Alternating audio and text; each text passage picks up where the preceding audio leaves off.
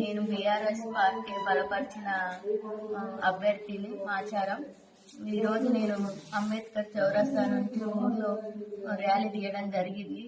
అది చూడలేని కాంగ్రెస్ నాయకులు, గుండాలు నా మీద, మా అన్నయ్య మీద, మా అంచెల మీద దాడి చేసి మమ్మల్ని అందరినీ కొట్టి ఇలా ఎక్కడక్కడ ఎవరు అడ్డం వస్తే వాళ్ళని కొట్టి హాస్పిటల్లో పాలు చేసిండ్రు. ఇది సమంజసం కాదు. ఏదైనా ఉంటే పోటీ పరంగా బరిలోకి దిగి వాళ్ళు గెలిచి ఏదో ఒకటి చేసుకోవాలి. కానీ ఇట్లా మా మీద దాడులు చేసి గుండాయిజం, రౌడీజం చూపించి వాళ్ళు గెలవాలనుకోవడం మాత్రం ఇది కరెక్ట్ కాదు. రాజ్యాంగం ప్రకారం అందరికి ఓటు హక్కు ఉంటుంది.